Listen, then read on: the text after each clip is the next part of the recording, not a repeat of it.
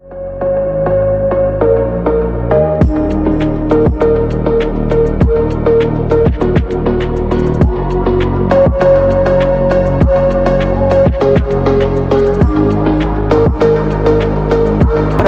Bar da Genilza.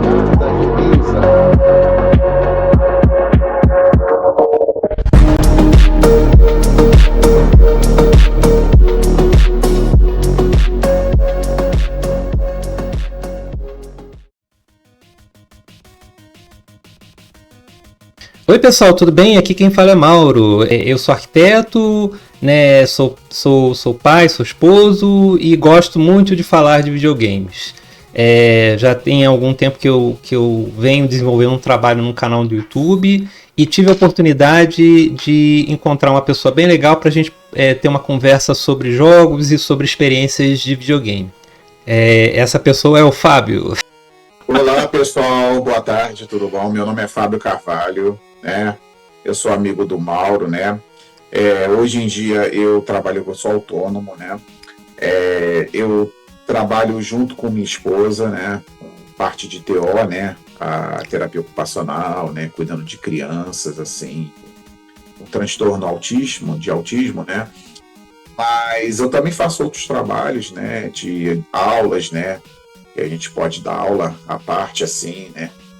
E de história, eu estou me formando como na área de história. Mas, ao mesmo tempo, esse podcast aí vai servir para a gente relembrar das épocas da nossa infância, eu não digo nem tanto da infância, né? Mas do início da nossa adolescência, né? Daquela fase do ensino fundamental ali, que era muito boa, né? Ali do 6º, 7º ano em diante, né?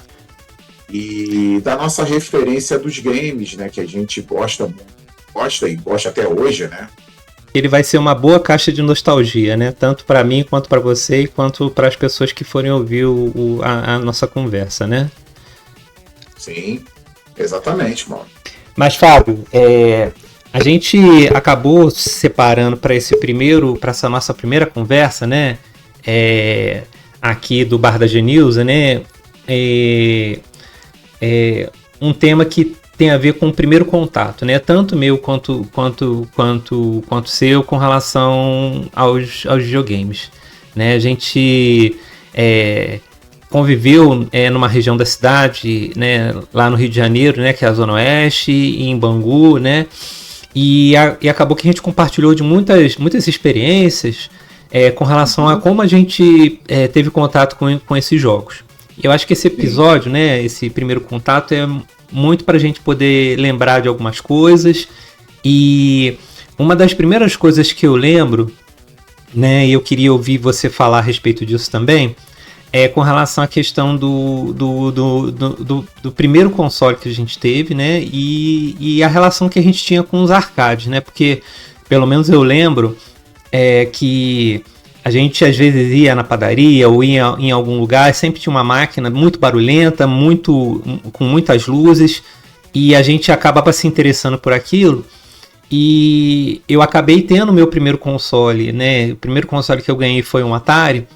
E a partir daí, né, esse interesse, né, por jogos se ampliou bastante, né? Essa coisa de comprar os jogos, jogar os jogos, trocar os jogos com os colegas, né? Então, em Bangu tinham diversos arcades, né, que a gente acabava visitando e revisitando várias vezes, mas para mim, né, uma experiência que foi muito definidora com relação a isso foi um arcade que tinha ali no início da Rua do Boiobi, que ele tinha, acho que, mais 2 ou 3 máquinas. E as 2, 3 máquinas que tinham lá eram o Shinobi e o Final Fight. E eu lembro que tinham pessoas que jogavam aqueles jogos e conseguiam chegar no final, conseguiam chegar longe. E esses jogos foram muito decisivos para o meu interesse com relação aos jogos. Tanto para mim quanto para o meu irmão, né? Que a gente meio que compartilhava essa coisa, né? Então queria ouvir você falar como é que foi para você, né? Essa coisa desse primeiro contato, dessa primeira experiência. Então, Mauro, essa experiência, né, com os arcades, né, que você teve também, e interessante você mencionar esse arcade aí da Boiobi, eu também tive acesso a esse arcade, eu lembro muito bem. Ele ficava bem ali no iniciozinho, você pode me corrigir se eu estiver enganado, ali na Praça 1º de Maio, né? Que você, bem no início da Boiobi, ele ficava ali de esquina com uma outra rua que agora eu não lembro o nome. Ele ficava ali onde tinha um bar, né? E tinha uma pizzaria, né? E eu lembro desse arcade. Então tinham vários assim em Bangu, na verdade, né? A gente está falando aí, se eu não estou enganado, final da década de 80 para início da década de 90, né? Até meados da década de 90 e por aí vai. Mas assim, você perguntou para mim do primeiro contato, né? Então, essa coisa do primeiro contato foi interessante porque assim, eu acho que a maioria da gente que já passou dos 40 e poucos anos, né? Eu, por exemplo, estou com 46 anos hoje. Eu lembro que o meu primeiro contato também foi o Atari, né? Foi aqueles clones, né? Que no Brasil, naquela época, você não achava os consoles originais naquela época, se não fosse por importação, né? Porque tinha aquela coisa da lei da importação, né? Se você pesquisar, naquela época, eles faziam muitos clones, né? Clones de Atari, clone de Nintendinho, o famoso NES, né? Nintendinho. Então, muitos tinham os clones desses videogames. Mas, na verdade, o primeiro contato com o Atari que eu tive foi um Atari original que um amigo meu, que morava numa rua também próxima ao Rio da Prata, ali em Bangu. O pai dele trabalhava na aviação, né, na antiga Varig, e ele viajava muito no exterior. Ele viajava, comprava peças para aeronaves, né? E era considerado ali na área uma família de classe média alta. Né? Ele tinha um poder aquisitivo muito bom.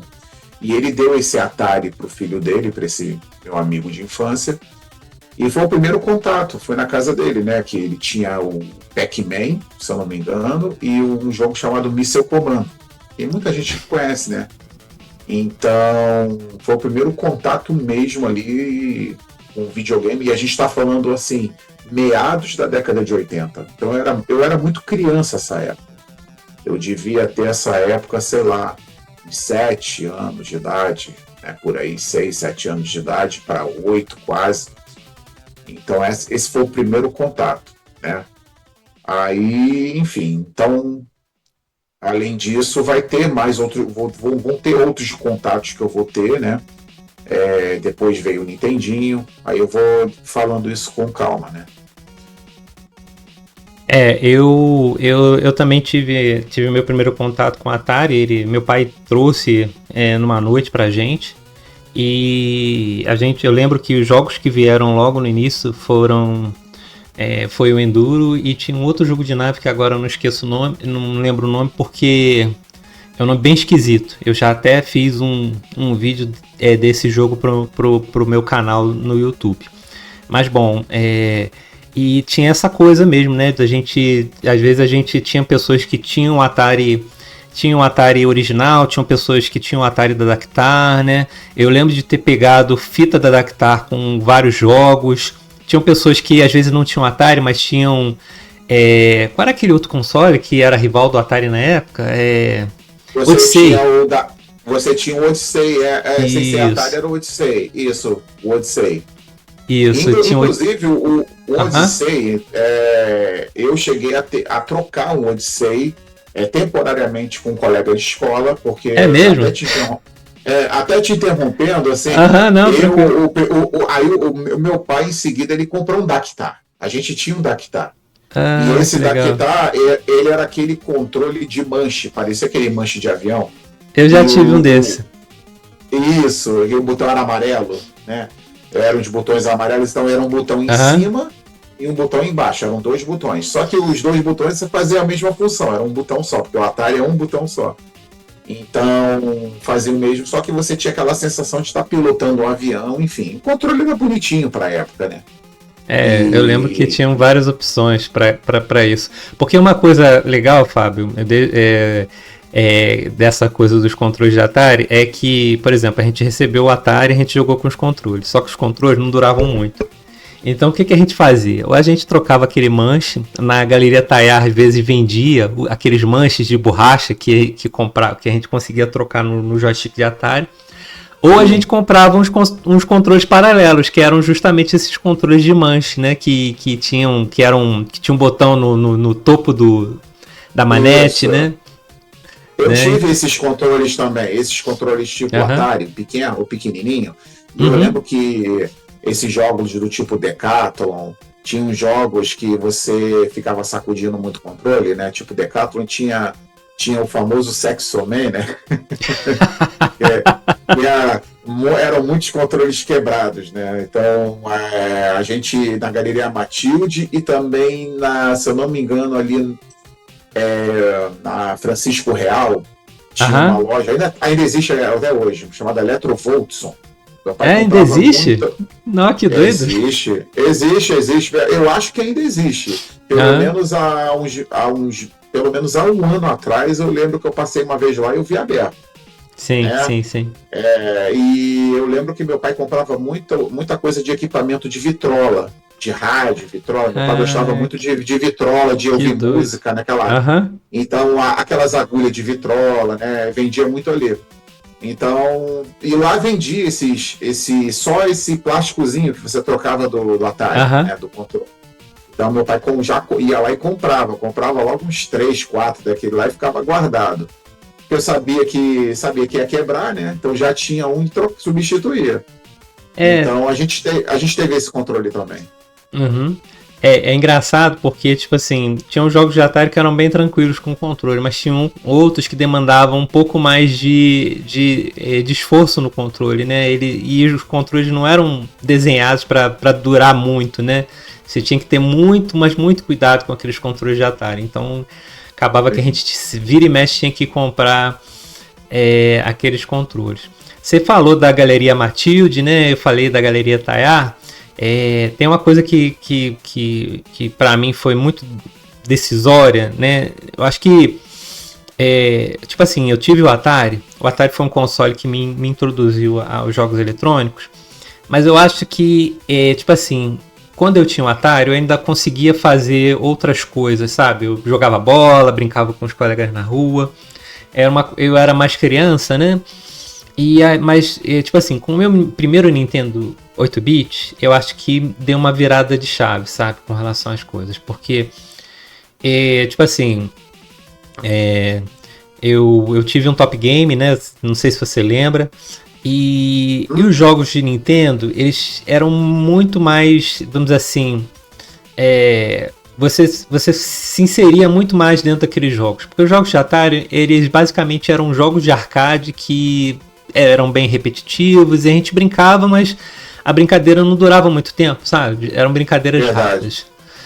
Já com o Nintendo 8-bit, e aí eu tive um Famiclone, né, que era o Top Game, e é engraçado, né, porque, tipo assim, na época, sempre a questão do valor era uma coisa muito decisiva pra gente adquirir essas coisas, né?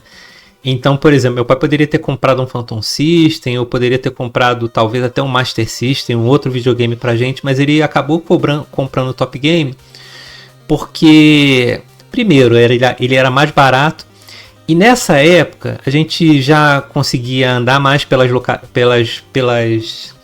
pelos arcades, não só de Bangu, mas a gente chegou aí a Madureira, a gente conseguiu. E tinha um arcade na Galeria Tayar, que era o arcade das Tartarugas Ninjas, aquela máquina de 4 joysticks. E, cara, aquilo ali meio que dá uma virada de chave pra mim e pro meu irmão, que a gente queria ter aquilo em casa de qualquer maneira. E uma das coisas que meu pai acabou fazendo, né, pra gente não ficar muito dentro de arcade, porque a gente ficava o tempo todo dentro desses arcades e ele não gostava muito. Ele acabou comprando videogame e ele comprou o Nintendo porque o Nintendo naquela época tinha o jogo das Tartarugas Ninjas para Nintendo 8-bit, né? Sim. Então acabou que meio que essas circunstâncias levou a gente ter o Top Game e eu ter, de uma certa forma, né, ter tido mais contato com os jogos da Nintendo do que com os jogos da Sega, né? Eu acabei tendo contato com os jogos da Sega, mas foi de uma maneira muito indireta, né? Tipo assim, alguém tem um Mega Drive, alguém tem um Master System, aí você joga um pouquinho. Eu lembro que tinha o Leandro, né? Que era um amigo nosso que tinha um Master System, depois foi até ter um Mega Drive. Então foi de maneira. Eu lembro dele. Eu lembro do Leandro. Pois é, então.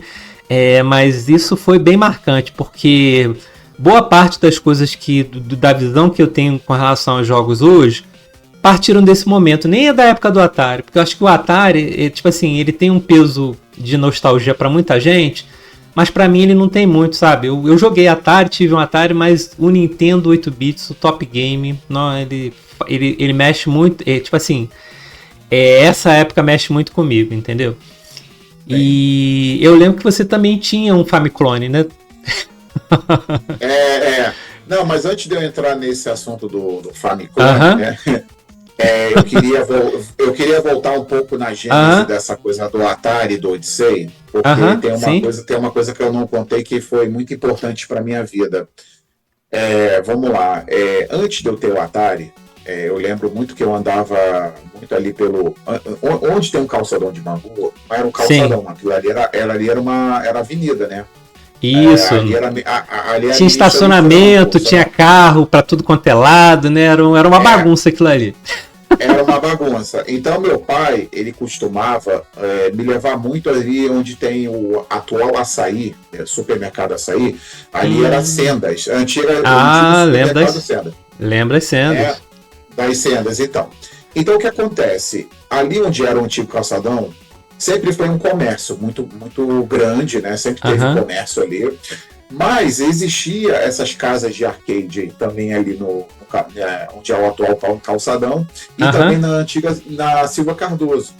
Que o Terê, o nosso amigo Moisés, né? Eu lembro que tinha um bar que a gente chamava. O bar não era bar, era uma casa de arcade mesmo, que ficava na Silva Cardoso, que a gente chamava o Fliperama do Velho. Fliperama do Velho? O Fliperama do Velho. Porque tinha um velho que tomava conta, geralmente é um velho, né? E esses velhos não gostavam muito de criança, de adolescente ali, né? Ainda mais com roupa de escola, né? Sim. Então, expulsava a gente, aquela coisa de esconder a camisa da escola e tal. Então, esses primeiros contatos com o arcade, isso antes do Atari, tá? Eu lembro que tinha aquelas máquinas de flipper da Taito, aqueles pinball antigo da Taito.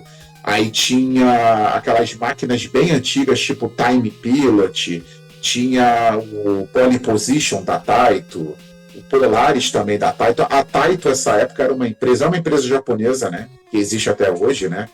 E ele tem uma marca muito grande, desde os anos 70, 80, e ficou muito registrado isso na cultura dos arcades no Brasil, nos anos 80, né? Principalmente esses arcades tipo tinha pinball, né? Da Taito também, né? Isso. Então isso era espalhado em Bangu, pelo menos Bangu, né? A minha referência, né? Por toda Bangu, né? Todas as casas de flipper tinha, né? Aí você tinha máquinas, as primeiras máquinas da Capcom, né? Que eu lembro do Golden Ghost, né? Ghost Goblins. Ghost Goblins, já...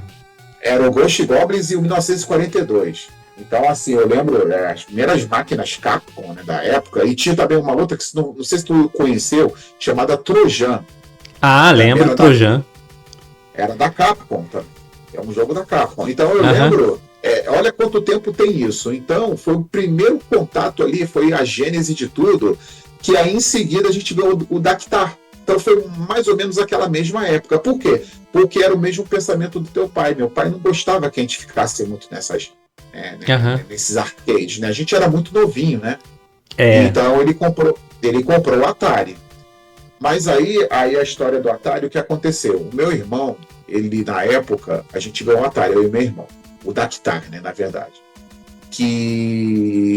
Os cartuchos de Dactar tinha aquela chavezinha de você mudar o jogo na chavezinha. A chavezinha de você mudar o jogo. Era um cartucho que tinha de 4 a 6 jogos, né? E você mudava ali a chavezinha, tinham vários jogos, né?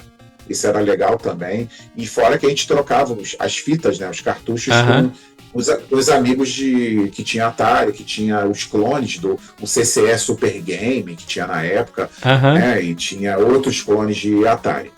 Mas aonde eu quero chegar com isso, Mauro? Eu quero chegar porque, assim, infelizmente, teve uma época que meu irmão ele ficou doente, né? Ele acabou tendo leucemia, né?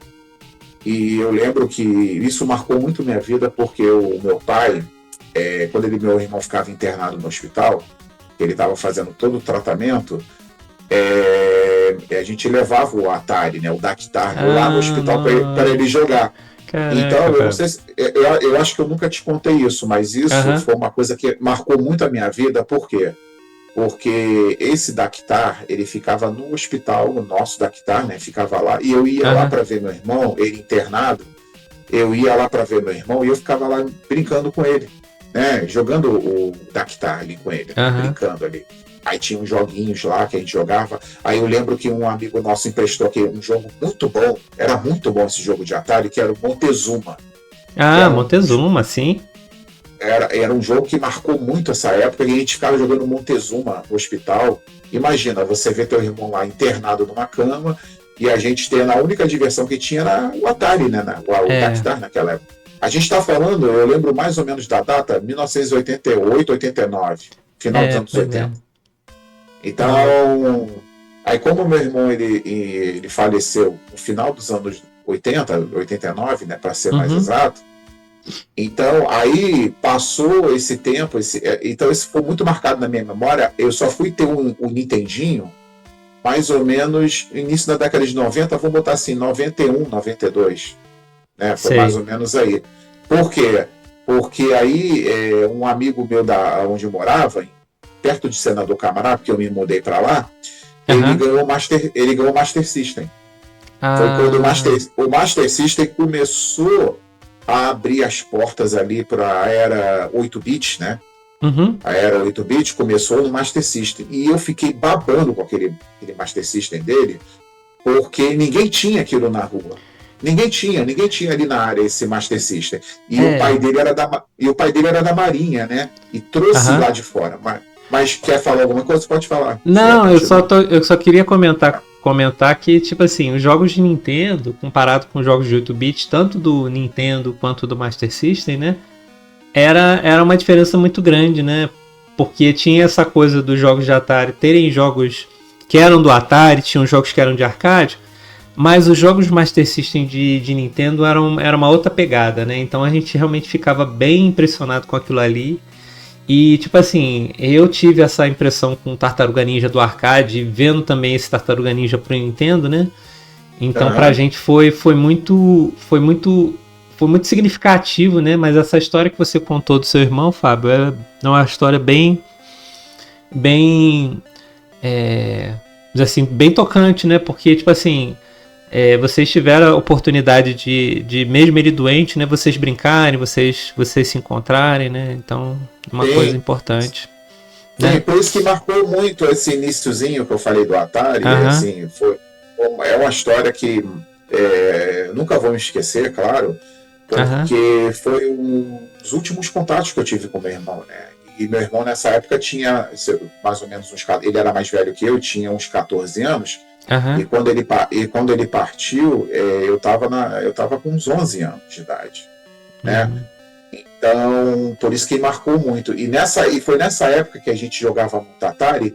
Também a gente chegou a trocar um Odyssey de um amigo nosso, um colega de escola, né?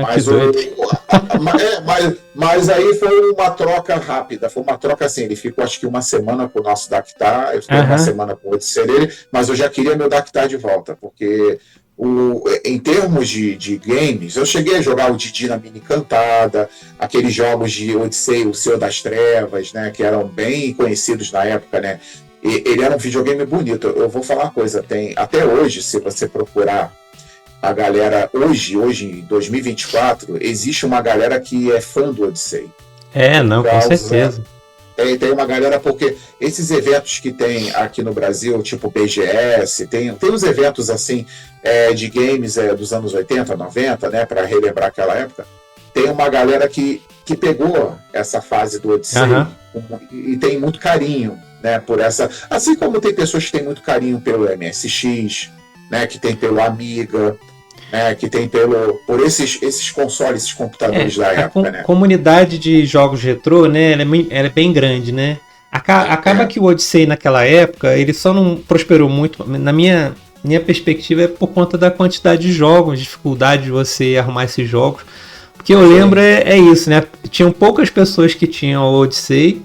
A maior parte das pessoas na época tinham o Atari mesmo, porque ele era um console que tinha os clones, né? Então, tipo assim, tinha os consoles clonados, tinha os jogos clonados, então era muito mais fácil. Por exemplo, não sei se você lembra, mas lá no calçadão de Bangu, né? Tinha uma loja que era a Garçom.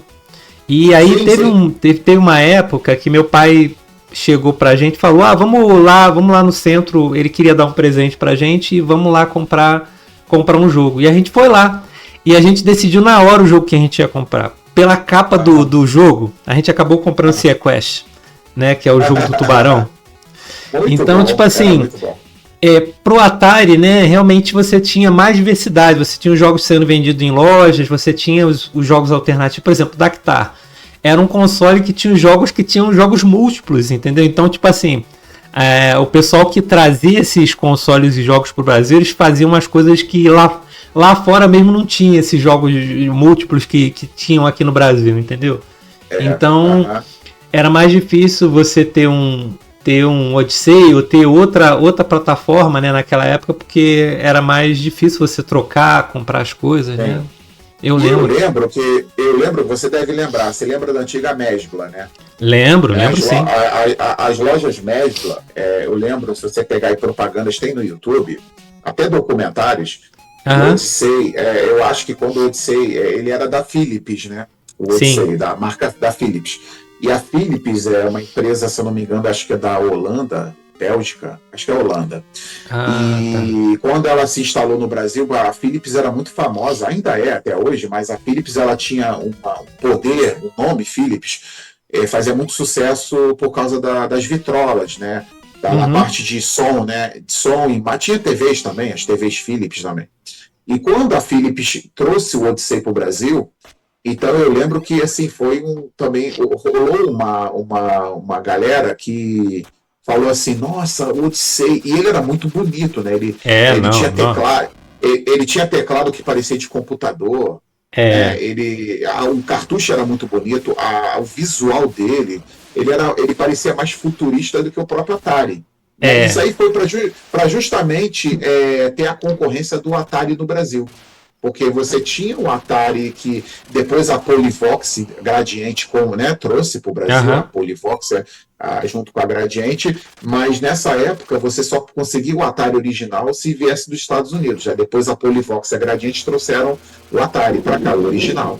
Aí ficou aquela rivalidade do Odyssey e do Atari.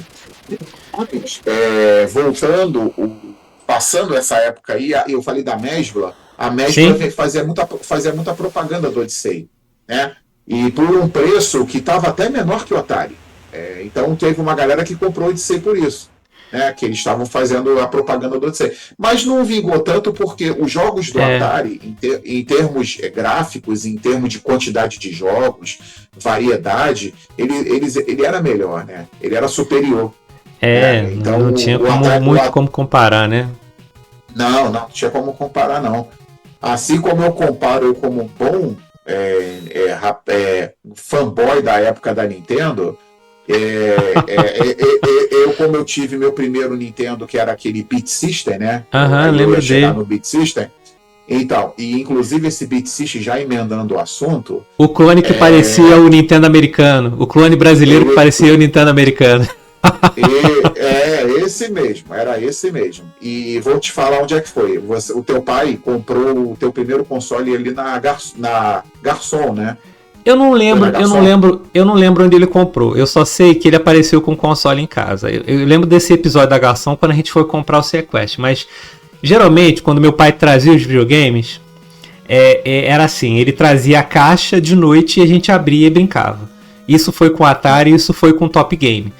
Com o Super Nintendo já foi uma outra história, né? Mas esses dois foi assim, ele chegava com a caixa e a gente desbrulhava e brincava, entendeu? Então, tipo assim, com os jogos a gente sabia da onde, porque ele levava a gente junto para comprar os jogos também, né? Pô, maneiro, maneiro, maneiro. O meu Nintendo foi o seguinte, eu lembro que tinha um menino que morava na nossa rua, né? E o pai dele era da Marinha. Aí ele trouxe o Master System lá de fora, né? Porque ainda não tinha o Master System vendendo no Brasil, né? Mas aí depois, em seguida, começou, né? Aquela febre de Master System, vender cartuchos e tal. Mas ele era o único menino que tinha o Master System. Aí eu lembro que quando eu vi a primeira vez, ele estava jogando o Alex Kidd, né? Que já vinha na memória, né? Que era o Miracle World, né? Não, devia ser doido demais. E tinha um outro jogo que também já vinha na memória, que eu não lembro. Eu lembro que vinha um outro na memória lá. Bom, enfim. E ele tinha o OutRun. E eu lembro que esse jogo... Eu lembro que esse jogo OutRun era um jogo que tinha nos arcades antigamente. Pois é. E o do Master System é muito bonito. Ele era muito bonito. Quando eu vi aquilo a primeira vez, você imagina, pra quem ainda tava no Atari, ver aquilo ali. Eu fiquei encantado, né? Eu fiquei encantado na época. E esse garoto chato que eu falo é porque... Por que eu falo isso? Porque ele era aquele tipo de garoto filho único que não deixava a gente... Ele não convidava ninguém pra brincar. Uhum. Tipo, ficava ali as crianças na janela dele, olhando ele jogar, né? E ele lá, assim, como fosse um rei, né? E a mãe dele, que uma vez chegou, falou assim: Ô Gustavo, o nome dele era Gustavo, né? Pô, deixa o Fábio, os meninos aí brincar com você e tal. Aí teve uma vez que eu entrei, foi a felicidade à primeira vista, né? Que eu consegui pegar com o joystick de Master System a primeira vez e jogar o OutRun. Uhum. Mas sabe aquela felicidade que dura pouco? Foi tipo uma coisa de 3, 4 minutos e ele tomar o controle de volta? Foi isso. Pra tu ver como é que era, né? Na época. Aí até que em seguida... foi isso. Até que em seguida, assim, não levou nem 2 meses, meu pai... A gente foi lá onde eu falei do calçadão, que não era calçadão ainda. Você lembra da casa de garçom e você tinha uma Arapuã em frente. Isso, lembro da Arapuã. Então, meu pai comprou o Beat System ali. Só que assim, eu não sabia. Que doido. Eu não sabia o que era Beat System, né? Eu não tinha noção o que era. Eu só vi esse videogame assim na vitrine. Ele era muito bonito, né? Ele lembrava. Ele lembrava o Nintendo, o NES americano. Ele era da marca Dismac, que é aquela mesma que fazia calculadoras, né? Que doido. Era da Dismac. E meu pai comprou pra mim, na época, né? Fez igual teu pai, assim, a gente foi dar uma volta, né? E ele comprou. E eu lembro que vinha, um cartucho que vinha nele, era um cartucho chamado Battle City, que é Battle City, né? Sei. Era aquele dos tanques. Lembro. Tanques, Sim, joguei muito isso. Então, você não sabe qual foi a felicidade quando viu aquilo a primeira vez, né? Em casa, né? Você na sua casa, né? Jogar aquilo, então, tipo assim, dana-se o garoto do Master System, né? Essa coisa dos consoles em casa era a questão da autonomia, né? Porque você podia jogar quantas vezes você quiser. É lógico, você tinha outras restrições, né, na época, que era tipo assim, não pode ficar muito tempo porque tá gastando luz, a televisão que você joga não pode ser televisão, tem que ser a televisão, tem que ser a segunda ou terceira televisão da casa, entendeu? Se tivesse 3, lá em casa tinha 2 televisões, né? Tipo assim, inicialmente tinha uma só, que era só preta e branca, e aí depois meu pai conseguiu comprar uma televisão colorida. Então a gente só jogava videogame, eu não sei se você lembra, mas a gente só jogava videogame na televisão preta e branca. E era aquela televisão guerreira pro resto da vida. Então, tipo assim, mas mesmo com todas as restrições de tempo, de televisão, do que fosse, era muito melhor do que você depender, né, da boa vontade do coleguinha para poder jogar. Eu até entendo que, tipo assim, realmente era uma coisa difícil, a gente sempre tá indo na casa do colega para poder jogar e nem todo mundo tinha boa vontade para deixar você jogar o suficiente, né? Mas com um console em casa você podia alugar o jogo, você podia comprar o jogo, podia jogar quanto tempo você quisesse, né? Isso era muito bom. Não, e essa época aí que meu pai deu pra mim, Beat System, né? Aham. Ainda não tinha essa coisa da locadora. A locadora vem em seguida, né? Assim, em breve, né? Vem bem em seguida. Porque eu lembro que a loja, Arapuã, outras lojas, quando vendia esses jogos de Nintendinho, eles vinham na caixinha, bonitinho, né? Mas não era aqueles cartuchos. Ele lembrava muito, mas muito o cartucho da Nintendo. Se você pegar aí na internet Sim. e botar assim, cartuchos do Beat System, você vai ver que as capas era uma cópia muito bem feita, né? Era muito bem feito, mas era muito bonito. E foi paixão à primeira vista, né? Foi paixão à primeira vista quando a gente. Sim. E a gente ainda muito criança, né? Eu devia ter nessa época uns de 12 para 13 anos, né? Então foi paixão à primeira vista. Aí dali em diante é que começou a gênese do NES, né? Do 8 bits ali. Porque até então eu não sabia o que era Nintendo, nada disso. Mas aí com os clones de Nintendo, como o Phantom, aí começou a surgir, né? O Phantom System. O Top Game, né? O Top Game. Dynavision. O Dynavision 2, que era aquele ainda só de 60, que era só de 60 pinos, depois surgiu o 3, né? Aí o Top Game você tinha a primeira versão do Top Game que eu lembro era de 60 pinos, que era escrito Top Game em vermelho, que o controle era muito ruim. Isso, aí veio uma versão depois que tinha 60 e 72 pinos, que era a que eu tinha, e depois veio o Turbo Game. Depois veio o Turbo Game com joysticks com turbo, né? Exatamente, foi isso mesmo, você definiu tudo aí. Então teve essas fases do Turbo Game. Primeiro o Top Game, aí veio o Top Game 2, aí eu tô chamando Top Game 1 e 2, né? Aí veio o Turbo Game. Então, aí eu lembro disso. Então essa época, Mauro, foi uma época que foi muito, cronologicamente falando, foi tudo a mesma época, né? Que aconteceu isso. Foi tudo na mesma época. Então você tinha lá o teu Turbo Game, né? Ou não, você tinha o Top, né? Você tinha tinha um Top Game. Então, eu tinha o Beat System, então outro coleguinha tinha o Phantom, aí o outro tinha... Enfim, cada um tinha um clone, né? Na minha rua tinha um colega que tinha um Turbo Game. E aí era engraçado que o console era igual, mas o joystick era bem diferente. Sim. Ai. Aí um tinha Dynavision, um colega já tinha Dynavision, enfim. O Alex tinha o quê? Assim, qual console que o Alex tinha? Ele tinha um Dynavision, não tinha? Eu não sei se era o 2 ou era o 3. Agora o dele, lembro, né? Mas eu acho que era um Dynavision. Isso. Eu lembro que era um Dynavision. Eu acho que era um Dynavision. Depois você confirma com ele. O Kaká, ele tinha um Supercharge, que era outro Famiclone. Era o Supercharge, e o Moisés Dele tinha um High Top Game, né? Isso, o High Top Game, que ele era amarelinho na frente. Era uma tipo assim, era uma outra empresa, não era a CCE que fazia, mas tipo ele... Era a Milmar. Milmar. Milmar. Eu lembro porque esses nomes, essas marcas ficaram muito na minha cabeça na época, né? Eu falava assim, nossa... Essa empresa faz esse console. E engraçado que você tinha tantos clones na época, cada empresa fazia um clone. E o legal, sabe o que era bacana? Que tudo era compatível, né? A gente podia trocar as fitas, né, com os amigos, mesmo sendo de outras empresas, né, de outros clones, né? Isso era bacana. A minha impressão, Fábio, na época era o seguinte, era que, tipo assim, eu conhecia muito poucas pessoas que tinham Master System. Eu conheci algumas, né? E eu conheci muita gente que tinha Nintendo 8-bit Famicom, entendeu?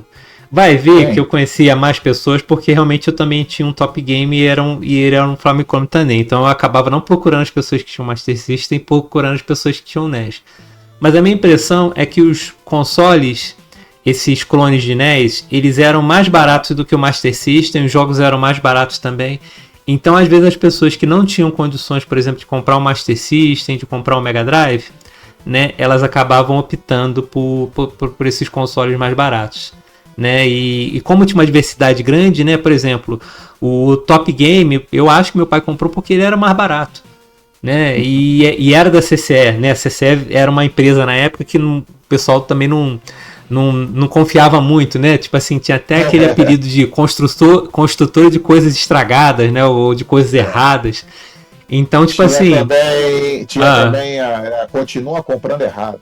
Isso, continua comprando errado. Esses apelidos, né, que tinha. É, Mas era um por exemplo, videogame bom, cara. Da CCE, mas era bom. Era bom. eu acho que o melhor na época era o Phantom System, porque ele era um console, ele era um clone, mas era um clone com um devido respeito, né? Ele tinha propaganda na televisão, entendeu? Ele tinha, mas os outros eram as opções que tinha, né? Eu lembro que o console que o Kaká tinha, que o Moisés tinha, eram bem diferentes também, né? Então tinha uma diversidade muito grande. A CCE, eu vou te falar, eu lembro que da época, o primeiro console da CCE, que era aquele Atari, era o Super Game, não sei se tu vai lembrar. Isso, lembro sim. Ele era muito frágil, ele era bem fraquinho. Mas assim, a época, a gente viveu uma época, Mauro, final dos anos 80 para os anos 90 e em diante, o poder aquisitivo, a gente estava numa época, isso é histórico, né? De hiperinflação, né? A gente estava num processo que tinha acabado a ditadura, né? No meados dos anos 80, a gente estava num processo de iniciando a democracia ali, a volta da democracia, depois em 1988 com Ulisses de Guimarães ali, né? Eu era criança, moleque, mas eu lembro desses flashes, né? Das altas inflações, que a carne subia, e tinha a fila da carne, tinha a fila Eu do lembro das feijão. etiquetas uma em cima da outra, aquele tanto de etiqueta. Isso, as maquininhas que não paravam de etiqueta, você tinha um preço, aí passava 2, 3 horas, tinha outro preço, aí você via várias etiquetas em cima daquela mesma mercadoria, por quê? Por causa da alta da inflação, a inflação estava muito alta nessa época. Então, os nossos pais, né, eles, assim, com todo o sacrifício, o que eles podiam dar pra gente era isso na época, porque você ter um console do tipo o Atari original ou o Master System que era original, que você só tinha original, você só podia comprar o original, era muito caro, era fora da nossa realidade. Era como se você fosse comprar hoje um PS5 Pro. E não tô exagerando, tá? Não tô exagerando. Tem caro. Tem pessoas que fazem, por exemplo, resgatam os preços da época e veem que os consoles dessa época do início dos consoles, tanto do Nintendo 2-bits até do Atari, até o Mega Drive, né, eram consoles que, pro poder aquisitivo das pessoas na época, eles eram mais caros do que os consoles que são hoje. Então, tipo assim, videogame sempre foi uma coisa cara, né? Tipo assim, e acaba que os Famiclones na época era isso, né? Era uma maneira de tornar acessível aquela tecnologia que vinha de fora, né? Que, tipo assim, a Nintendo, a Sega, a Atari não estavam nem interessados, não estavam nem tirando a Sega, né, com a Tectoy, né? Mas essas outras empresas não estavam nem aí pro Brasil, entendeu? Então, tipo assim, esses clones que vieram tanto de Atari quanto de Nintendo, né? Eles foram muito importantes, porque, não, cara, senão ninguém tinha jogado nada, ninguém tinha tido contato com esses jogos, né? E eu lembro que, assim, esses consoles, principalmente os da Sega, né? O Master System, o Mega Drive, a Tectoy, depois que a Tectoy veio, né, pro Brasil, que começou a fabricar os jogos aqui, o console aqui, que vinha de Manaus, né? Produzido, tinha aquela marca produzido na Zona Franca de Manaus, né? Você tinha aquele selo, então era uma coisa de originalidade, né? Então você estava comprando um produto confiável da Sega, só que feito pela Tectoy. Então as pessoas começaram a ter mais acesso a esses consoles na época. Mas mesmo assim eles ainda eram caros. Eles ainda eram caros, mesmo assim, não eram baratos. Né? Então a gente partia justamente para os Famiclones que você falou. Que era o que o público de classe média mais classe média baixa tinha mais acesso, como eu, como você e muitos dos nossos amigos que a gente fez amizade até hoje. Então, eu acho que as amizades que a gente tem até hoje foi muito por conta disso também.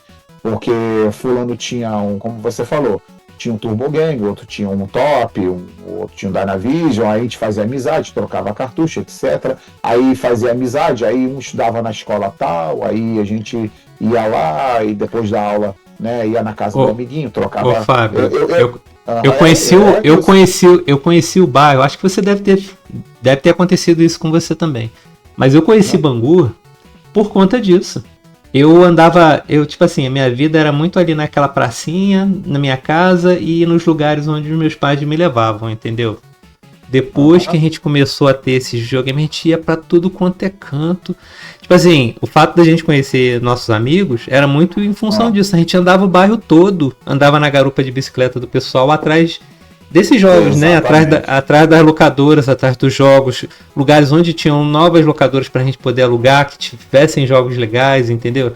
Então, Exatamente. eu acho que uma das coisas que são muito importantes desse entendimento espacial que, por exemplo, eu tinha de Bangu, que eu passei a ter durante esses anos, foi muito em função disso, desse desejo de querer jogar coisas novas e esses amigos vieram nesse processo, né? Porque você conhecia uma pessoa, conhecia a outra, né? Então, às vezes eu paro para pensar nisso, né? E tipo assim, como essa coisa dos jogos serem físicos, né, e de a gente ter que procurar essas pessoas, essas locadoras, fizeram a gente conhecer mais os bairros, conhecer várias ruas, conhecer vários lugares, né? Era até uma coisa engraçada, porque eu sempre estava junto com meu irmão, né, sempre estava procurando alguma coisa nova, e a gente sempre estava compartilhando e acabou, né, encontrando novas pessoas, novas locadoras, novos amigos. Aí o legal que isso que você está falando é que também, a minha história também é muito parecida com a sua, no sentido de você sair daquele ambiente ali que é só em casa, né? E passar a andar pelas ruas e vizinhos que tinham famiclones, né, e tal, trocar, fazer amizade, trocar ideia. Ah, você também tem um videogame? Qual é o teu videogame? Era assim. Ah, o meu é Phantom System. Pô, que legal. Pô, troca essa fita comigo. Era assim, chegava na casa do garoto, pô, troca essa fita comigo aqui, eu tenho esse jogo, eu tenho aquele jogo X, Y e tal, e ele tinha outros, aí a gente trocava. E a gente trocava assim, tipo, 1, 2, 3 dias, enfim, né? E era uma forma de você poder jogar outros jogos. Aí depois é que começaram a vir as locadoras. E eu lembro que nesse início do Phantom System, né? Eu até tô vendo aqui no computador aqui, você vai lembrar desse jogo, né? Quando começou essa era Phantom System, eu peguei um cartucho de Super Irmãos, que era o que tava na capa. Que era assim, Super Irmãos. Aí o que cartucho de Super Irmão? Cartucho preto, né? Que trem doido é esse, né? Aí um cara com bigode grandão, com um chapeuzinho, né? E um suspensório, vai, que jogo é esse, né? E que pega cogumelo, o cara fica grande, né? Aí eu botei isso lá no meu Beat System, que é tudo compatível, né? E quando eu joguei aquele primeiro Mario, né? Que a gente não sabia que o nome era Mario, né? Super Mario Bros, né? Falei, nossa, que jogo bacana, assim. O jogo era bem feito pra caramba. Era um negócio de outro mundo, né?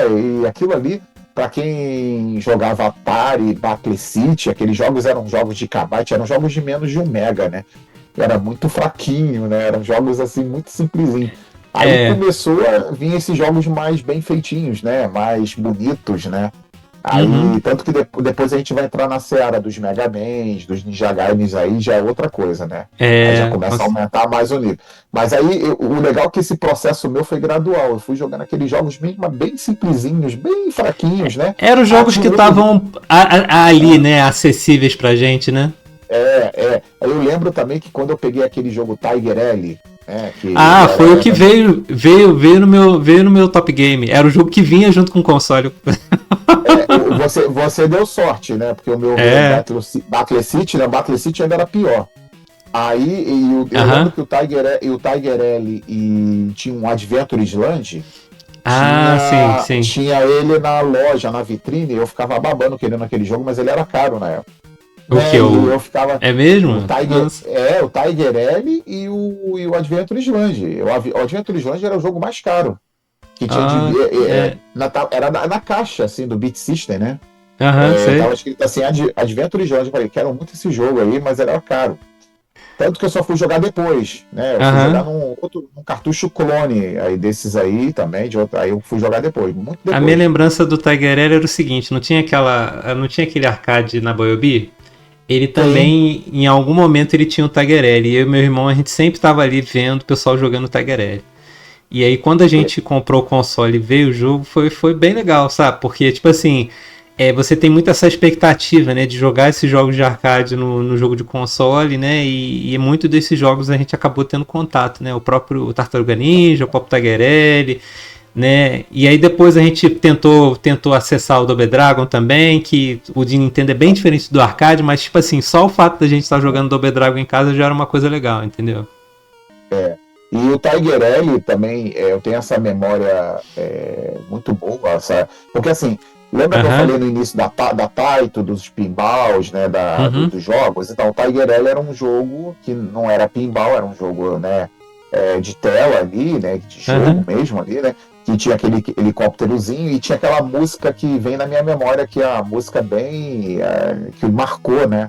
E era a mesma música, e era a mesma música do arcade, né? A mesma tela, a tela era muito mais. Então eu parei, quando eu peguei o Tiger L a primeira vez para jogar no Beat System, eu tava feliz, eu tava muito feliz porque pra mim aquilo era o arcade. A gente sabia que não era exatamente o arcade 100%, mas era uma conversão muito boa.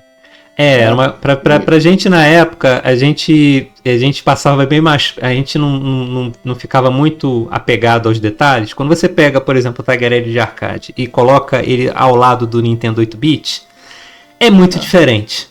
Mas pra gente que tava jogando o jogo em casa, não tinha diferença. Né? Não tinha diferença. Né? Porque a gente tinha aquela impressão que a gente estava jogando o jogo de arcade mesmo, né? Então... E o segundo jogo que eu tive também essa mesma sensação, mas isso veio um pouco depois, era de um garoto. Esse garoto era bacana, não era um garoto chato do Master System, não. Era um garoto que tinha um clone da Nintendo.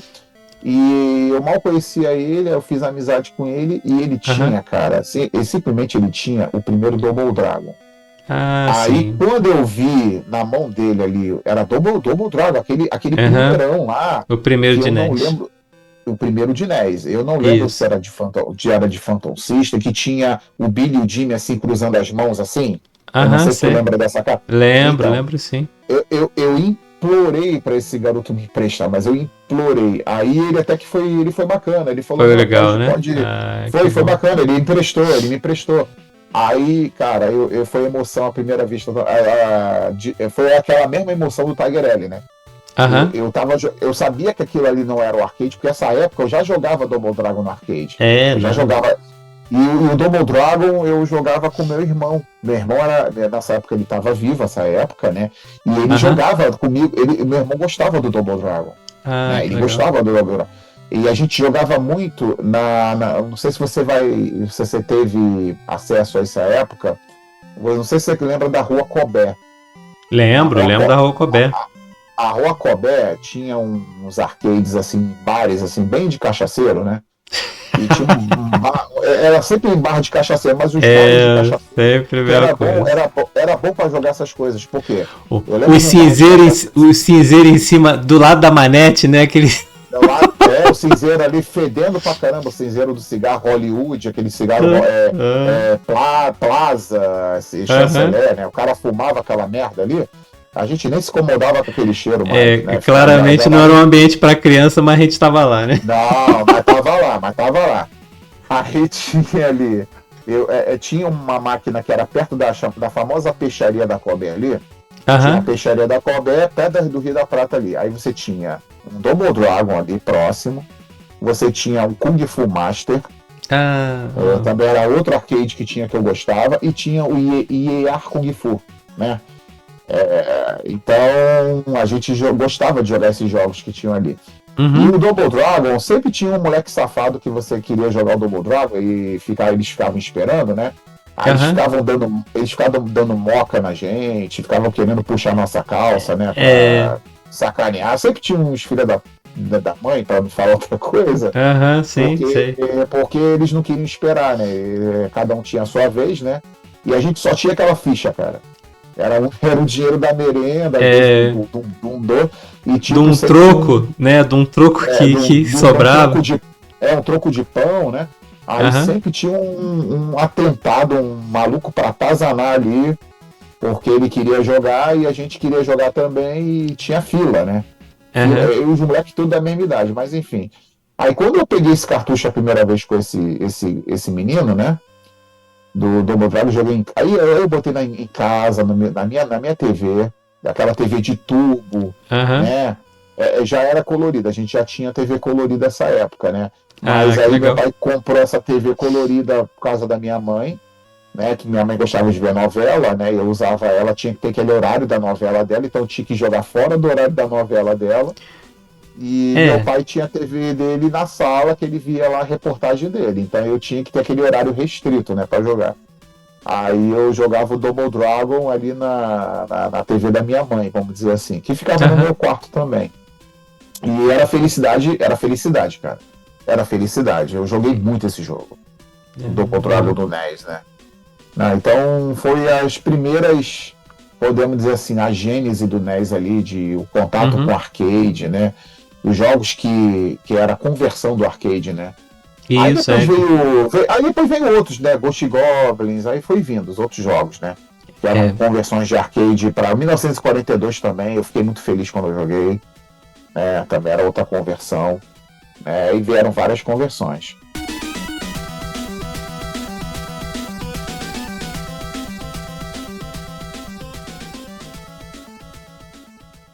Gostaria de puxar uma coisa para a gente poder terminar essa nossa conversa, pelo menos essa nossa primeira conversa, Fábio. Sim. Queria ver se você destacava qual tipo assim, jogo, né, dessa época que te chamou mais atenção, né?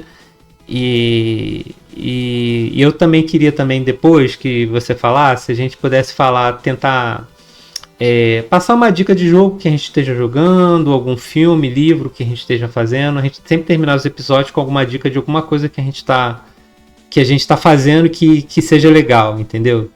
E aí eu acho que a gente pode se despedir pra gente poder terminar o episódio. Então, eu vou emendar justamente nessa época que, como eu morei ali muito próximo de Camará, entre Camará e Bangu, ali no próximo ao posto Docinho ali, né?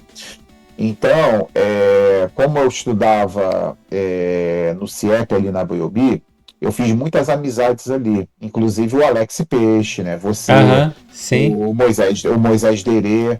Então a gente começou a conhecer muitos jogos, assim, trocar jogos dessa época e andar muito.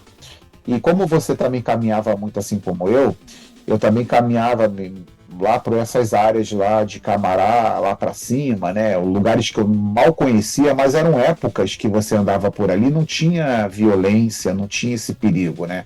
Até porque a gente ia muito em horário escolar, né? E também a gente não ia muito tarde, né? Também porque os pais ficavam preocupados com a gente. Mas eu tenho uma memória muito afetiva dessa época aí do Derê, né? E do Alex Peixe, porque quando eu fui uma vez em Camará, num colega lá do Derê, um conhecido do Derê, foi a primeira vez que eu tive o contato com o Mega Man. Foi lá. O garoto tinha um cartucho, aqueles cartuchos, não era Phantom, não era... Eu não sei se você já viu uns cartuchos, ele era de 72 pinos, não era 60 pinos não, era de 72 pinos, mas ele era do tamanho dos 60 pinos. É meio louco isso. Sim.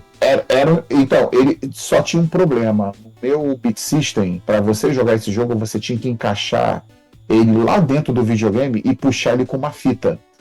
Porque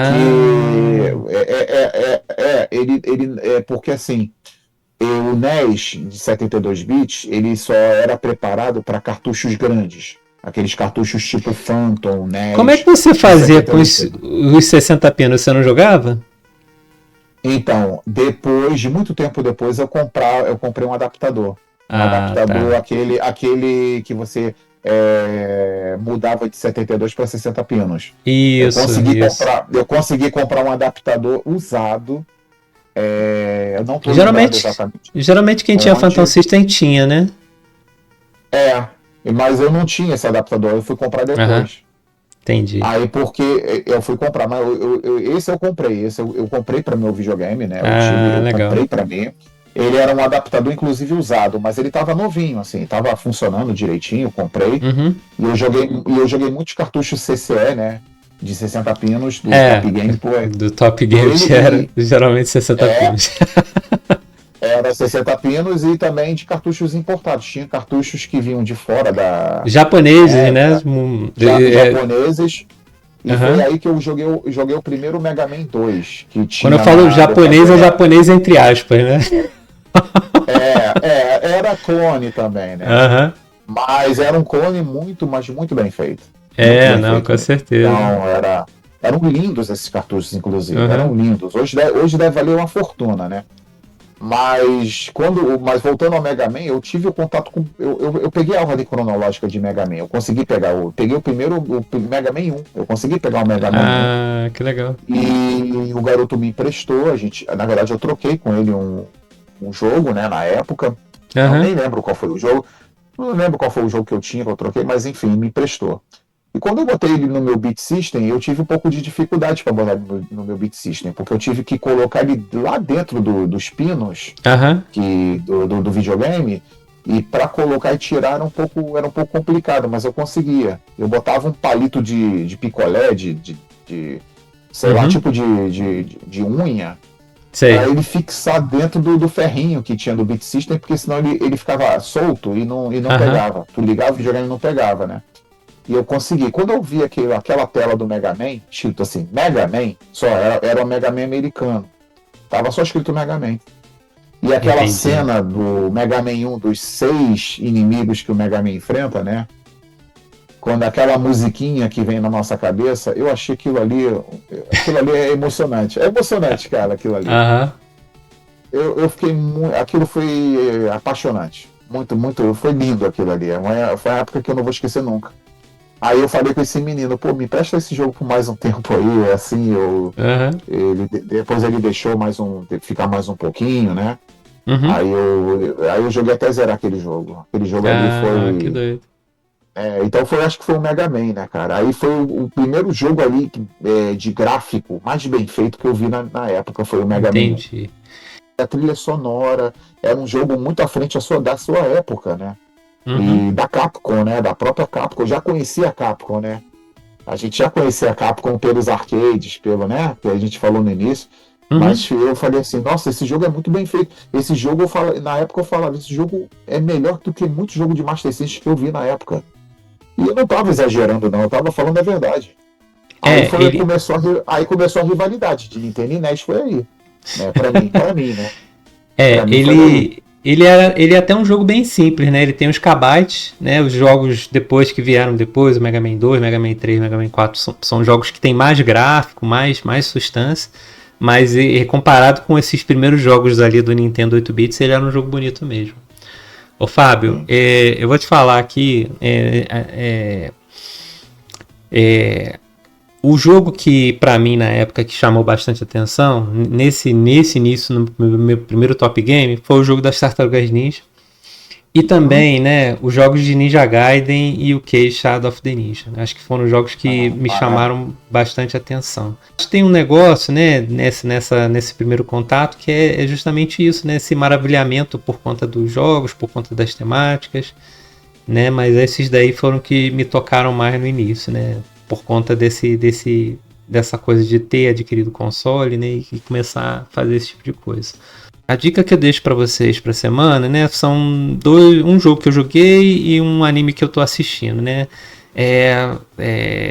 O jogo é o Hero, né. Eu tive que fazer um vídeo pro canal, né, e acabei escolhendo o Hero. E eu acho que vale muito a pena revisitar esse jogo, né. Ele é um jogo bem bacana, né, e ainda tá bem inteiro pra gente poder revisitar. Então eu deixo essa recomendação para vocês. É fácil jogar, né? Tem emuladores, jogos de Atari são bem fáceis pra gente jogar hoje em dia, né? E o anime que eu tô assistindo é o Ranma, né? Que saiu com um remake no Netflix. Se vocês tiverem também a oportunidade, é um anime de 20-25 minutos, bem rapidinho e bem divertido. E aí, Fábio, o que você deixa de dica pra gente aí?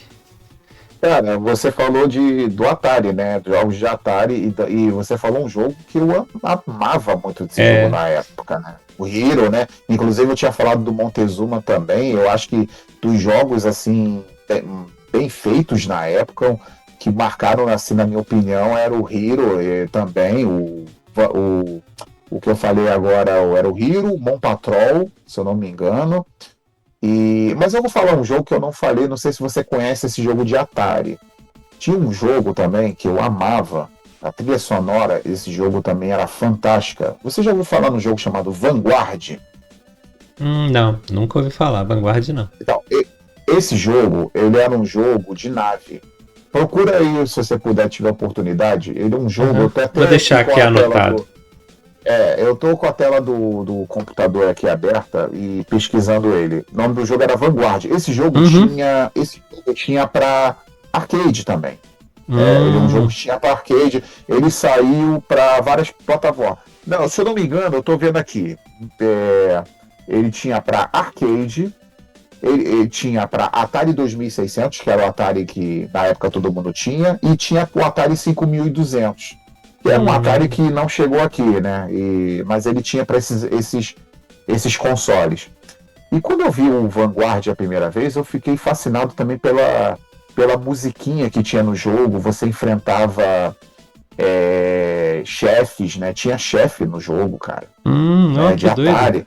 Então, assim, E esse jogo, eu vou falar o nome da empresa, você vai ficar surpreso. Esse jogo. Ele era da SNK. É mesmo? Que doido. É da SNK, que faz King of Fighters, né? Que faz Fatal Fury, que faz... É um jogo da SNK. E a data do primeiro Vanguard, que eu tô vendo aqui, ele era de 1981 no Japão e no Ocidente 1982. Ele chegou aqui em 1982. E esse jogo marcou muito a época, porque eu também jogava esse jogo com meu irmão, né? Vanguard. Aí você bota lá e pesquisa é uma dica que eu dou, né?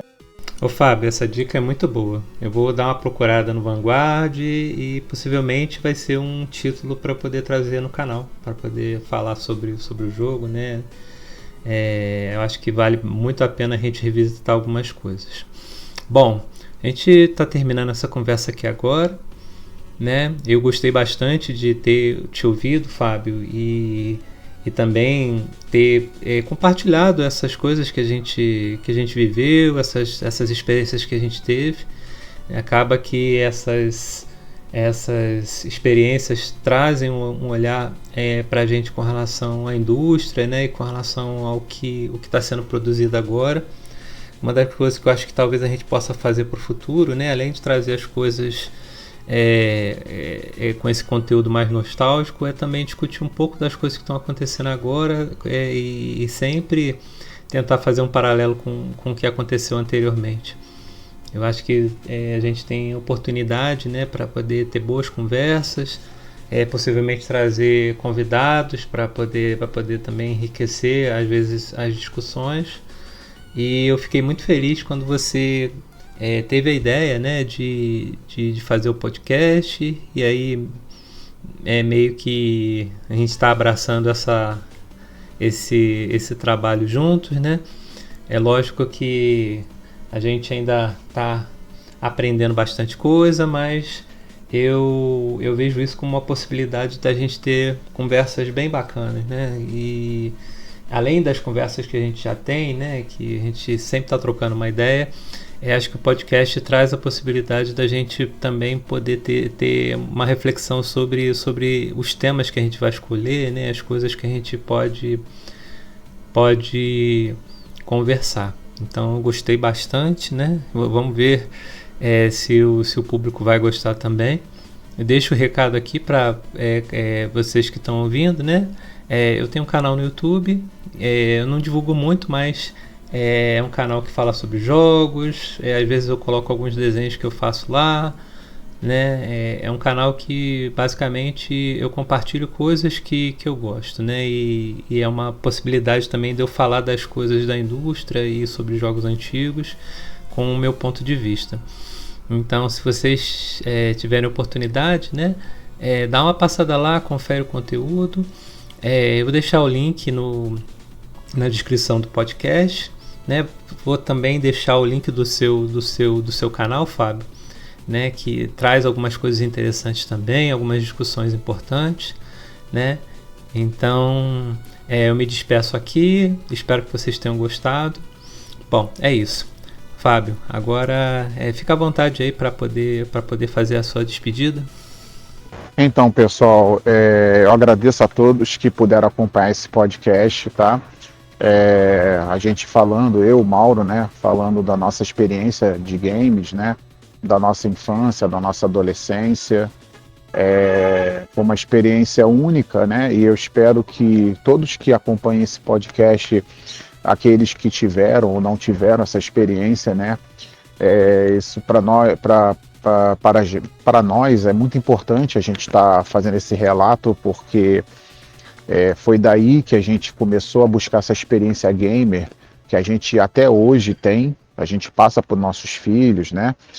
E dessa experiência gamer, que foi muito importante para a formação, né, do nosso caráter, nossa formação profissional. Eu acho que tudo isso influencia. E foi uma fase muito importante. A gente começou a descobrir a tecnologia da época, que a gente não tinha acesso à internet, nem existia internet na época, né? Só muito tempo depois é que a gente passou a ter acesso a essas novas tecnologias, mas enfim. E foi bom ter esse bate-papo com você, Mauro, e agradeço pela oportunidade. Agradeço pela oportunidade desse podcast. Nós podemos fazer mais podcasts como esse, falar de outros assuntos também. E todos aí que estão ouvindo o podcast, assim, eu peço encarecidamente para curtir, dar o like, né? Pro Mauro, para ajudar o canal do Mauro aí a divulgar, a crescer. E mais uma vez, obrigado, tá? Um abraço a todos aí. Fiquem com Deus. Tudo de bom.